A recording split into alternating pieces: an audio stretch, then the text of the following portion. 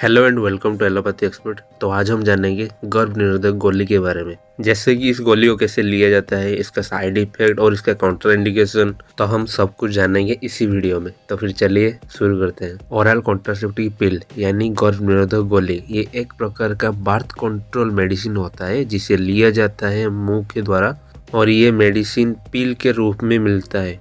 और ये पिल यानी गोली में होता है सिंथेटिक हार्मोन, और ये गोली दो तरीके की हार्मोन की मिश्रण से बनता है। एक होता है एस्ट्रोजन, दूसरा होता है प्रोजेस्टेरॉन। और इन दोनों का काम होता है ओव्यूलेशन को रोकना, यानी जब 14 दिन में एग रिलीज होता है यानी एग निकलता है ओवरी से, तो ये जो एग निकलने का प्रोसेस होता है इसे रोक देता है ये दोनों हार्मोन। और ये वेजाइना में सर्विकल म्यूकोस को गाढ़ा कर देता है, जिसके वजह से स्पर्म का मूवमेंट नहीं हो पाता और स्पर्म अंदर नहीं जा पाता। और ये दोनों हार्मोन यूटेरस को थिन कर देते हैं यानी पतला कर देते हैं, जिसके वजह से बच्चा यूटेरस में नहीं रह पाता। तो फिर चलिए पिक्चर से अच्छे से जानते हैं।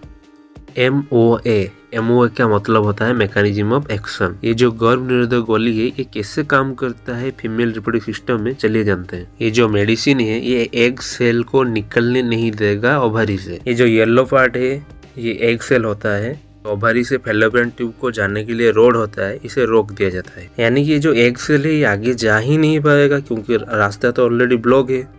तो इस कंडीशन में आगे जाएगा नहीं तो फर्टिलाइज नहीं होगा, तो बच्चा पैदा भी नहीं होगा। और ये मेडिसिन सर्विकल म्यूकोस को गाढ़ा कर देता है। सर्विकल रीजन में दोनों साइड के म्यूकोस मेम्ब्रेन से जो म्यूकोस निकलता है वो गाढ़ा बन जाता है, जिसके वजह से स्पर्म सेल अंदर नहीं घुस पाते। अगर स्पर्म सेल अंदर नहीं जा पाएगा तो फर्टिलाइजेशन नहीं होगा, तो इस कंडीशन में बच्चा भी नहीं होता है।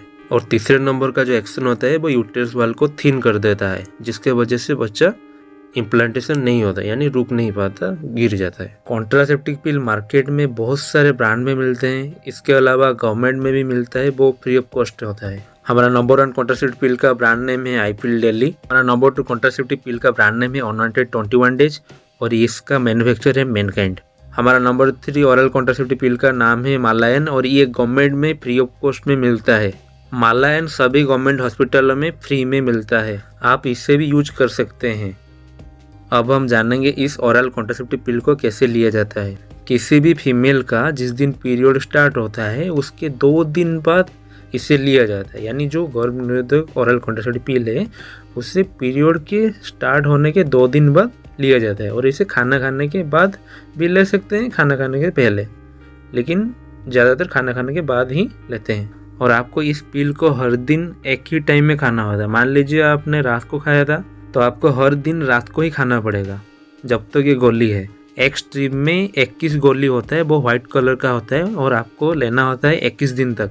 और हाँ, सेम ही टाइम पर ये गोली आपको लेना होगा, यानी दिन में खाए थे तो दिन में ही लेना पड़ेगा, रात में खाए थे तो रात में ही लेना होगा। जब आपके गोली खत्म हो जाए 21 दिन के बाद, उसके बाद आपको 1 हफ्ते तक वेट करना होता है, और आपको वो हफ्ते में ओरल कॉन्ट्रासेप्टिव पिल का यूज नहीं करना होता है। और ये हफ्ते खत्म होने के बाद आपको नए पैकेट से स्टार्ट करना होता है। जो मालायन और मालाडी होता है इसमें 28 पिल होता है, जिसमें से व्हाइट कलर का जो होता है पिल वो होते हैं एस्ट्रोजन और प्रोजेस्टेरॉन का, और जो ब्लैक कलर का होता है वो आयरन का होता है। मालायन और मालाडी को छोड़ के जिस भी ब्रांड के पिल्स में लिखा होगा 21 डेज, इसमें सिर्फ ये जो व्हाइट कलर का होता है एस्ट्रोजन और प्रोजेस्टेरॉन वो ही होता है, आयरन नहीं होता है उसमें।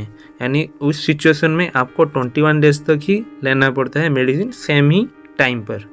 आपका ओरल कॉन्ट्रासेप्टिव पिल के पीछे कुछ इस तरह से मार्क होता है, यानी एरो मार्क होता है। आपको वो एरो मार्क को देखकर हर दिन मेडिसिन लेना होता है। I hope you understand.